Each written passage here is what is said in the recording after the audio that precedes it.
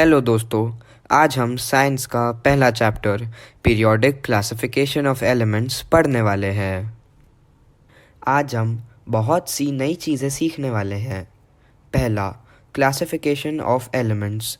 दूसरा, early attempts for classification of elements.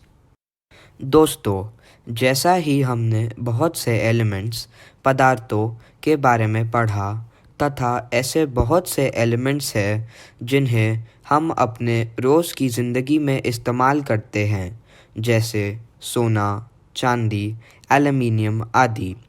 इसके साथ ही कई वैज्ञानिक ने इन एलिमेंट्स को क्लासिफाई यानी वर्गीकरण करने का प्रयास किया, परंतु वे ऐसा क्यों करना चाहते थे तथा वर्गीकरण क्या होता है? पदार्थों के छँटने को वर्गीकरण कहते हैं। वे ऐसा इसलिए करना चाहते थे ताकि हम सब इन एलिमेंट्स की प्रॉपर्टीज़ एक आसान और सिस्टमैटिक तरीके में पढ़ सके। सरल शब्दों में कहूँ तो वर्गीकरण से हम इन पदार्थों को आसानी से समझ सकते हैं। पुराने ज़माने में पदार्थों को मेटल्स और नॉन मेटल्स में छांटा जाता था, लेकिन आगे चलकर मेटलॉइड्स नामक एलिमेंट्स ढूंढे गए। अब दोस्तों, मेटलॉइड्स क्या होते हैं? मेटलॉइड्स वे कहलाए जाते हैं जिनमें मेटल्स और नॉन मेटल्स दोनों के गुण होते हैं। परंतु जैसे जैसे वैज्ञानिकों को इन पदार्थों के बारे में और विस्तार में पता चलता गया, वैसे ही उन्होंने इनके वर्गीकरण के लिए विभिन्न प्रयत्न शुरू किए। प्रयत्नों में एक है डोबर्निसिस के ट्रिक। जॉन डोब्राइनर सबसे पहले वैज्ञानिक थे जिन्होंने समझा कि कुछ पदार्थ तीन तीन के समूहों में पदार्थों के एटॉमिक मास का मेल दिखाते हैं। मान लीजिए कि आपके पास दो पदार्थ हैं, पदार्थ ए तथा पदार्थ बी। तो जो पदार्थ ए और पदार्थ बी के एटॉमिक मासेस का एवरेज औसत है, वो पदार्थ सी का एटॉमिक मास निकलेगा। चलिए, अब हम ऐसी ही एक ट्रिक का उदाहरण करते हैं। हम पदार्थ ए और पदार्थ बी को लिथियम तथा पोटेशियम के रूप में ले लेते हैं। लिथियम का एटॉमिक मास है 6.94 और पोटेशियम का एटॉमिक मास है 39.1। दोनों का average 39.1 plus 69.4 divided by 2 equals to 23.02 होगा। जैसा कि हम जानते हैं कि यह एवरेज जो कि पोटेशियम और लिथियम का है, वो सोडियम के एटॉमिक मास से राउंड ऑफ होता है। इसलिए हम इन तीनों पदार्थों को एक ट्रिक बोल सकते हैं। जैसे कि हमने देखा कि ये आंकड़ा स्टिक नहीं था, इसलिए वर्गीकरण को हटा दिया गया था।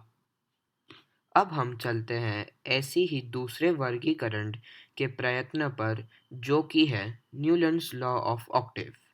जॉन न्यूलैंड नामक वैज्ञानिक ने पदार्थों को अनेक एटॉमिक मासेस के अनुसार छोटे से बड़े गण में रखा था, और ऐसे ही उन्होंने ऐसे गण बनाए जिनमें 8-8 पदार्थ थे, जैसे संगीत के 7 सुर। अतः उन्होंने जाना कि प्रत्येक 8वें पदार्थ के प्रॉपर्टीज पहले पदार्थ के समान है। इसका नाम अष्टक का सिद्धांत इसलिए पड़ा क्योंकि उन्होंने वर्गीकरण की तुलना संगीत के अष्टक से की थी। चलिए, अब हम कुछ न्यूलैंड के ऐसे ही गण देखते हैं।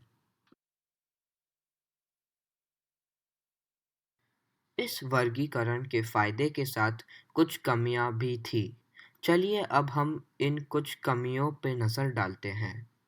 न्यूलैंड के अष्टक के सिद्धांत केवल कैल्शियम तक ही लागू होते थे, क्योंकि न्यूलैंड के अष्टक में कैल्शियम के बाद आने वाले प्रत्येक 8वें तत्व का गुणधर्म पहले तत्व से नहीं मिलता था।